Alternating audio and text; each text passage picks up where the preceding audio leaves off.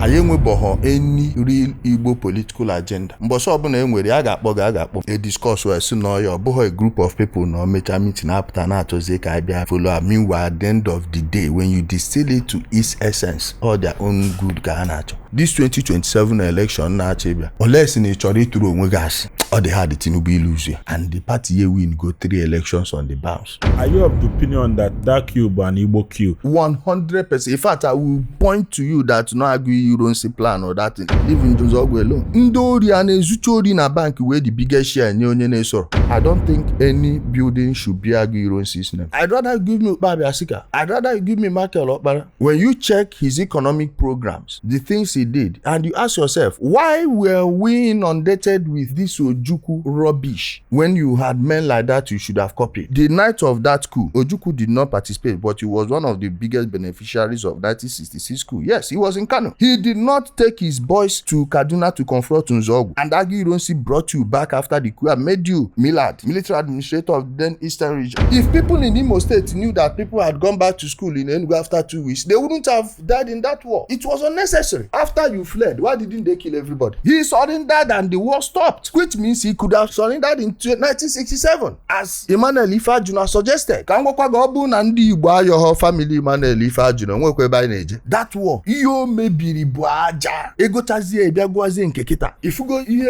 anything gbasa Biafra aja ewe m iwe iche, because so ebe aka I lose the direction completely. By the time I turned 18, ndị niile na-anọ n'oche azụ na class anyị, about 60% of them anwụgo. Ụfọdụ ebute ọdụ ozufa, ụfọdụ agbagbu n'ori. Agụ m akwụkwọ na Ọnịcha anyị na-afụ, mana Ọnịcha ma Okpoko ma Awada ma Ogidi, Ugwu Agba, ebe niile enweghị ebe a na-amaghọ m. Adịghọ m proud of the lives m bi mgbe mpe mpe, mana onye niile abụ ihe kwado m for the man mbụ. So I look back and I'm thankful for my life. Ka ikwu nke bụ eziokwu, onwebeghị onye ma na a na-eji chọọchị eme politics until Peter Obi time ruo. Mgbe o mere campaign, o mekwe campaign everywhere, mana mgbe a bịaziri inyewe ọrụ ma emenwe school, ewekwa ihe chọọchị batani.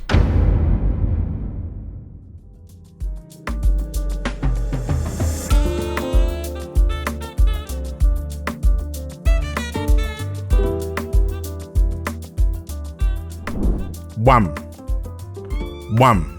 Bam. Bam. Bam. Bam. Bam. Boom. Bamunka kwesịrị ịda ka bomb maka na I don't sure that you're ready for this.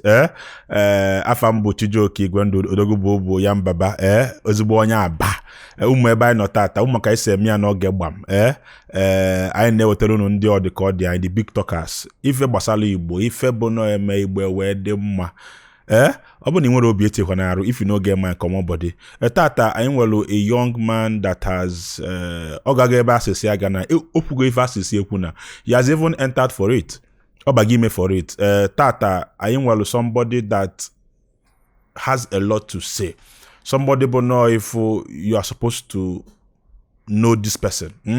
Some of us are doing this thing for posterity's sake because July nam kedivi melumbifa nemena nibo.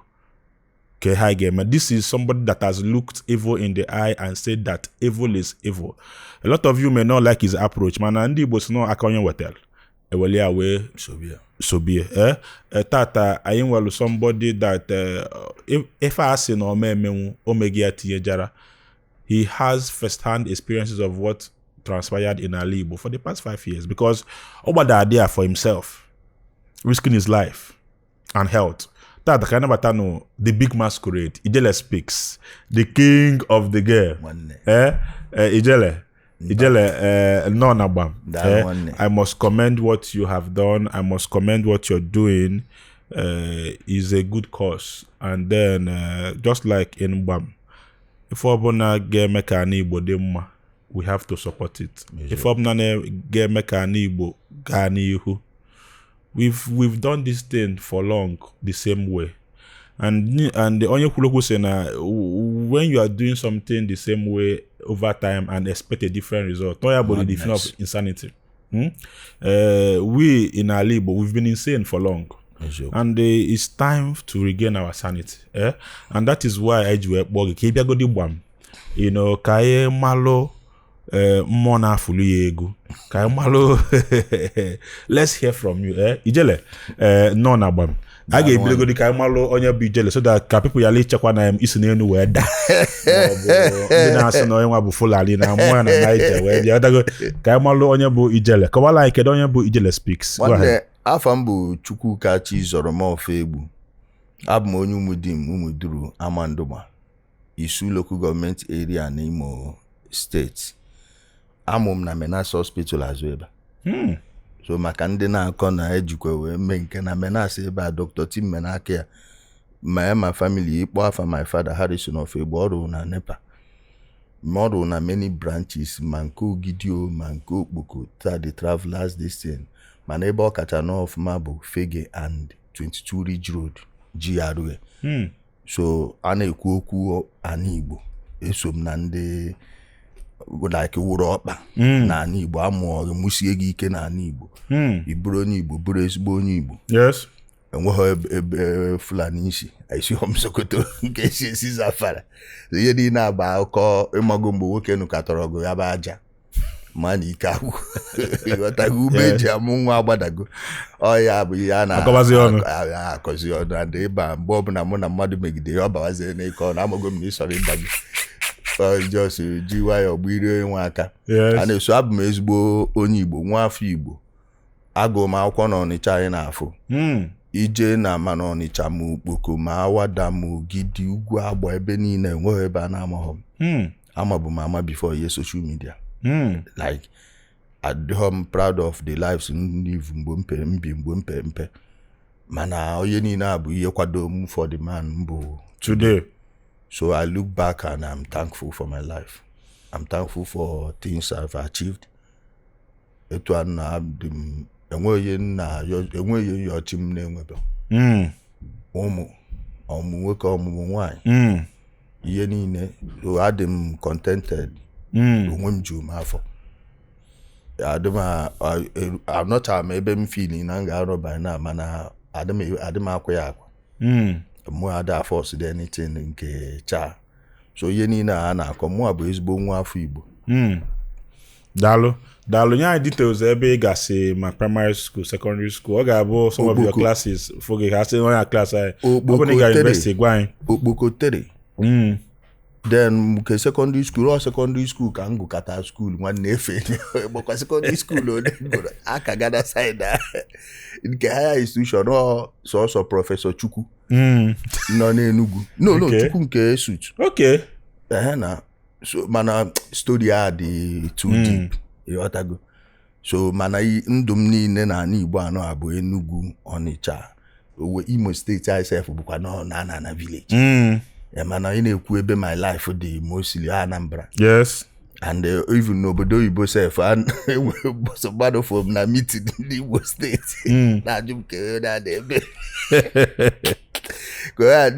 nje nke Anambra oyi nwoke Chinedu mmadụ bụ ọṅụ onye ọkụzụ ebe mana o toro n'Ụmụahịa mgbe chọta ya mgba ebe ndị Anambra na-eme meeting n'ụwa complain nwoke m ide abịa meeting nka si ewo na unu chọọ ịsa m unu ya.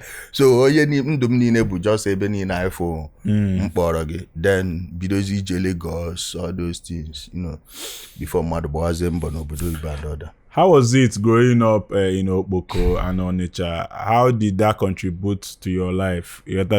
Because I said that you were not proud of some of the life you live when you were a young man, but all of them culminated to what make you what you are today. Mbachate Malcolm X, one of the greatest black minds alive that ever lived. How was he even into the game? He was a criminal, and then Elijah Muhammad went to the prison to talk to them, and then he was among his converts. So how was life in Okpoko, and how was your experience, and how did it build you to the man you are today? Go ahead. Okay, growing up, my mother was a petty trader, my father was a civil servant. And while he was a civil servant, he was carrying loads bigger than him, in the sense that he was taking care of some of my cousins. Yes. And he's one of these people that believe that I will need to take care of my sister's children, my nephews and nieces, that they may take care of my own tomorrow. Yes. And most times it's not always the happy ending.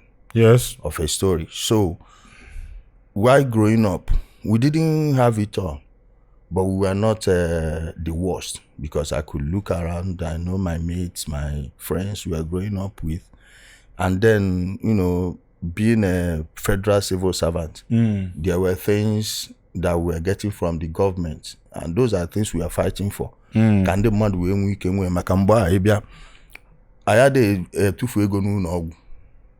Na exe no onye bi no bukuma no Menas hospital ka amuri ya Menas hospital ka na-eju n'ọgwụ. The biggest best hospital na mba, especially when it comes to surgery. Menas, yes. Tim Menake Amesibu health minister na, without lobbying for anything, not just na amu ya. During P2B era? No, during Obasanjo era. Oh. Not commissioner, health, minister of health. Minister? Yes, na. Dr. Tim Menake. Okania? Okanondunu. Nwanne ya nwoke na ome mgbe oji, ọ na-aga aka ya na-adị ka agbara ya starch. Onye nke anọkwa ya. The best of the best. Na amakwa mma enwetekwe some kind doctors like them. Again. But if you go all Igbo, my father ji menwe afford all those things. Yes. And the mba school, the public schools were meaning. Yes. Yes. Mba ị na-eto. Yes. Ịgba fort na public school, ije na private school, mba anyị na-akpọ ya commercial school. Enwe ihe eme ka ya pa ịgba first. Ọ dịrị akwụkwọ sọ gị ma na private school, mba like commercial as we call them. Ịbata na school like manfu 7, position onye ka ị chọrọ iwu. One of my teachers, Mrs. Otika, she's in the UK na amam na onwe ike na watch this thing. She can bear me witness. Adama agụ akwụkwọ na school. I don't read. Enwe m isi akwụkwọ, adịkwa very intelligent. Mana adịm enwe oge ịbịa na the patience na-akọ ọ na-ekpo m. Ahụ na-afụ m ofu. Adọ m na primary school na-agụ newspaper ndị okenye. Even onwe one NASA this thing, Operation Morning Light, I can put that program n'isi ruota. I was reading it mgbe no primary 4. And imago ihe niile Ọnịcha mgbe bụ mgbe ụmụazị na-eme ịnọ ije na-agba mbọ, even without your parents ịma. Ijesi ama mgbuka ma main market on your own. Na hustle. Inwe afọ ofu guy man n'oge onye ịma ga-ebi na agba na field or something. Ofogi ka ị na-ebugharị mineral. Your father amakwa na ị na-eji that because ịma na ị need ego and you can't expect him ịbịa na-enye go all those things. Before you know it, akpọ gị nna ngwa na akwa anụ na ego na-ere ya. Inwe ọbụla adịziri na your own. Iji na-agbacha mbọ. Ihe niile abụ ihe kwado prepare chara anyị those days. Ọ bụ ọkịta ọ ga-abụ ezi na mmadụ tono Ọnịcha enwe ọdịrị anya na-eji na-enene, but that time even okpo nọ na class anyị ma asụ English. May dey to a certain level. If go nwe ike ma ya ma na-ede ma ọ ya na-asụ asụ. Primary 3, I'm difference between formal and informal later. I'm go the quality of education then the very very high. So ụmụ ihe niile abụ ihe mmadụ mee ị na-arụ ọrụ ị na-arụ ọrụ. Ụfọdụ ndị hapụ koro karịa ọrụ nwụrụ n'oge. Ụmụnne m na nwoke na Ibiera bụ okwu ọnụ, na real estate company na Ibiera bụ okwu asị. Pine Leaf Estate and Properties bụ ọkaibe. Pine Leaf Estate and Properties bụ afọ n'anya ekwe.